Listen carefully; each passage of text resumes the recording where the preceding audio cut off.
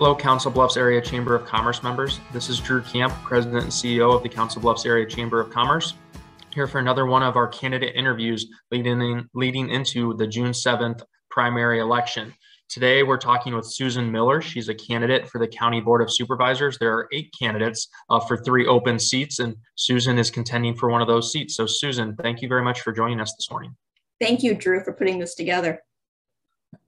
Well, jumping right into the questions, the first question we have just really has to do, obviously, focusing just on the county-centric. And what do you see as the top issues Pottawattamie County is currently facing, and how will you address them if elected to the board? Well, the top one right now is inflation. I mean, that impacts every single department of the county. I mean, you've got our deputies out patrolling our community and out in the rural area, and that burns up gas, and that's expensive right now. We just need to be cognizant of that and maybe start looking earlier at ways that we can cut back some costs so that we don't have to cut back on our patrols. Another one is retaining talent. I know there's a lot of initiatives throughout the county, and Iowa Western's taken the lead on a lot of them as far as retaining our talent, recruiting talent, and working more with our trades programs. One of the things I'd like to do is encourage all small businesses to look at their succession plans. And if they don't have a succession plan, they need to be a mentor. They need to find someone, reach out to the high schools, reach out to the neighborhood kids, find somebody who's interested in their profession so that we can maybe put something in place to keep that business ongoing. I've got some, seniors aging in place is another program that's, a priority for me. I know that Neola has a model program that's currently in development. I'm anxious to get a tour of that area and to talk to some of the residents to find out the successes of the program. And I'm hoping, I'm pretty confident that the Neola people that are involved in that are making a best practices manual so that we could replicate it in some of the other rural communities. With the housing, we know that by moving our seniors out of their 4-bedroom homes into buildings that are more, or small houses that are more conducive for them, that it's a win-win for everybody, because then you've got an open house that you can put a small family into, and you've got your seniors that are in the community that they have lived in, that they love, that they're familiar with, and it just makes a better win-win for each. Those were my key top issues, but I know that there will be more that develop on a regular basis, and I'm looking forward to listening and learning more about them as they come up. Yeah, we just saw today an inflation metric. It slowed a little bit, but it was still 8.3%, which is very high. So that's definitely a big issue. The next question has to do more of a state level. So obviously, sometimes the state can pass laws that impact local governments and impact local control. So the next question is, what is the biggest issue at the state level, and how will you address that and advocate for or against it if elected? Well, I probably don't have the biggest issue in mind, but the one that's closest and nearest and dearest to my heart is the bottle bill. I know I was disappointed that it's not going anywhere again this year, and I really think we can solve this problem if we get the people to talk. And what I would suggest we do is start local. I would like to invite Dahl Distributing, Atlantic Bottling Company, Hy-Vee, Casey's, Fairway, and Nishna Productions, some of our local nonprofits like the Trainer Optimist Group and the Carson Business Club, who actually collect the cans, to find out how we can create a win-win for everybody. I participated in the CB Clean Sweep last night, and I can tell you that a nickel is not enough incentive to keep people from throwing their beer cans out the windows. I just know we need to do more, and I would like to have the opportunity to sit down and discuss it so that I understand all of the concerns and not just the hearsay that goes along with it. Well, thank you, Susan. That's an issue that is a heated one at the Capitol, and it's been discussed here for the last few years, but like you said, there has not been a solution yet. So when you look at current and into the future for the county, what do you see as the biggest opportunity for the county going forward? Oh, there are lots of them. I think the economic development is the key driver. I know that we want to expand and have more amenities for our residents and have more programs for everyone to participate in. And that all comes at a cost. And to do that, we need to build the tax base. We need to just get everybody moving in the same direction and allow those opportunities for everyone to participate. I've been attending the county supervisor meetings, and I'm just overwhelmed with all of the opportunities that get presented at each meeting. I mean, there's not just one opportunity, there's 2, 3 discussed at each meeting, and each one of them requires a lot of understanding and deep diving to understand what needs to be done. For example, recently they approved the 5-year bridge replacement priority listing for the secondary roads. Well, I'm anxious to get to know what are all the bridges? What's the 10-year plan? What happens if we need to replace something sooner than later?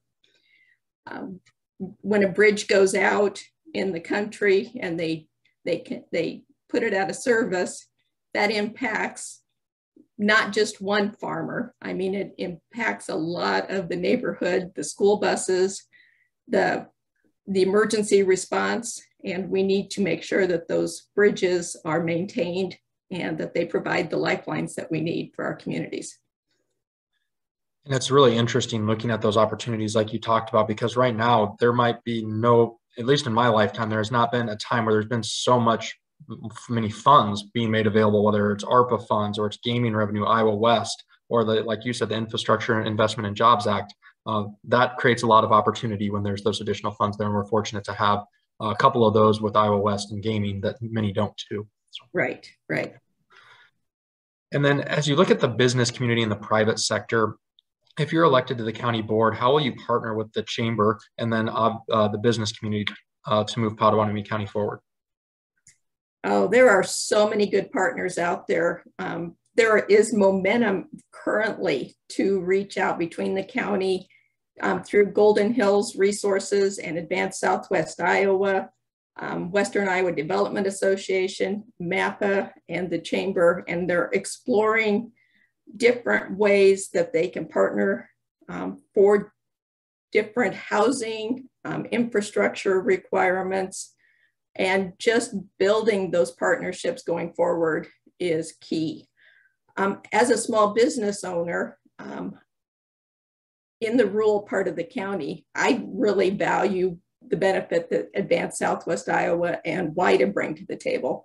And I look for more opportunities to partner with the chamber and understand what everything that you do in your office, Drew. Mm-hmm. I know you've expanded it quite a bit since you came on board, and I really appreciate your expertise, and I look forward to learning more from you.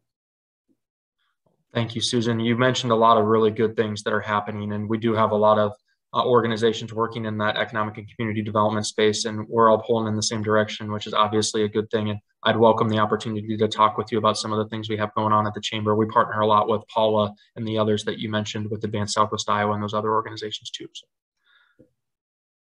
And when we look at you as an individual and as a candidate in a field of 8, obviously, like I said, running for 3 open seats, what unique skills do you bring to the position of county supervisor? Well, I'm a small town girl who worked in the big city. I've seen the value of both sides. I've driven across the county every day for 41 years while I worked at First National Bank of Omaha. When I was at the bank, I did a lot of operational compliance regulation functions. Every time that we had a new regulation that was pushed down. Then we needed to examine our processes and our procedures, change our technology to respond to those requirements. That's very similar to what happens when the DNR issues a new requirement that our rural communities need to comply with, or whenever there's a new state law that's passed down. We need to evaluate it. We need to understand the scope of the impact, and then we need to address it for compliance. And that's what I've done most of my life.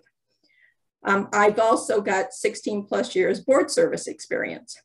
So I was on this Carson City Council for 4 years. I was the Carson representative on the WIDA board for 6 years. And then I served on the Iowa West Foundation for 12 years. While I was at Iowa West, I was on the governance committee for 12 years. I chaired that committee for a couple of years. And then I was also board chair of the foundation. I think that brings me unique skills that I've sat around a board table, elbow to elbow with my peers. We've made some tough decisions. You have to listen. I learned so much about so many different programs just by listening. And then we build consensus. And I think that is the key to any successful board, is being able to build consensus. And you may disagree on some components, but you got to look for what you do agree on and build upon those. Well, thank you, Susan. That's an impressive resume, and I'm glad you were able to touch on some of those key components that you provide that are very unique skill sets to offer if elected and to move on after the June 7th primary.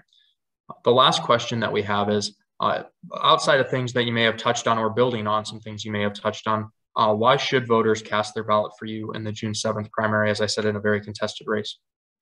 I'll bring a new perspective to the board. I see issues differently. From my side of the county, things look a little different. From my, I tell everybody I look different than the rest of the candidates because I'm shorter. So when you're shorter, you see things differently. I will always strive for consensus. I understand that there are two sides to every story, and I'm anxious to hear both sides of those stories. I have the capacity to serve in this position, a willingness to learn and to listen. I think I've demonstrated that already by attending so many meetings throughout the county and meeting so many different people. And I truly have a desire and a passion to represent the people of Pottawattamie County as your county supervisor. Well, Susan, thank you very much for joining us for this candidate interview. We look forward to seeing the rest of your campaign leading up to the June 7th primary. Great. Thank you so much for your time, Drew. Thank you.